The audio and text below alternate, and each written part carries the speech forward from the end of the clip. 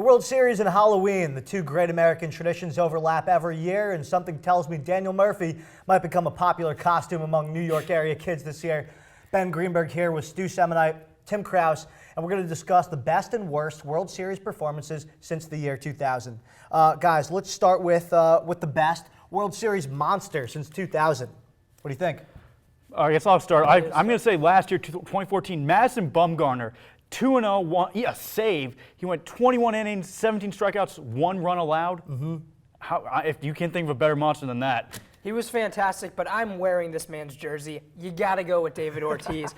Okay, 16 at-bats in the 2013 World Series, 688 average, 760 on-base percentage, 2 home runs, 6 RBIs. Doesn't get any better than Big Papi. I agree. It does not get any better. Point for Tim. All right, next up. World Series ghost, the man who disappeared in the World Series most since 2000. I guess I'm going first again. I got to go with Justin Verlander with the Detroit Tigers in 2012. This is your ace. This is, at that time, arguably the best pitcher in the league. Right. He goes one game, only goes 4 innings, gives up 5 earned runs. You don't want that from your ace. Come on.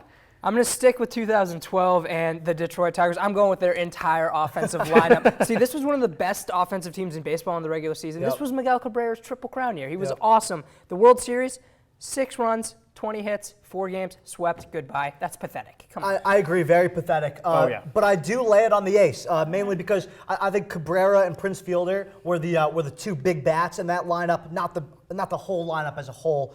All right, guys, now let's talk World Series demon. Okay, who will haunt their team and themselves forever since 2000 with a World Series bust? All right, I'm taking you to 2011. Neftali Feliz, closer for the Texas Rangers, 1 strike away from the team's first ever World Championship. 2-run lead, leaves a pitcher over the plate. David Freese hits a bases clearing triple to tie the game, sends it into extra innings. Later hits a walk-off home run, forces Game 7.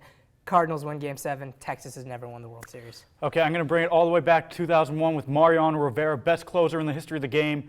You know, he goes into the bottom of the ninth with of Game 7, 2-1 lead.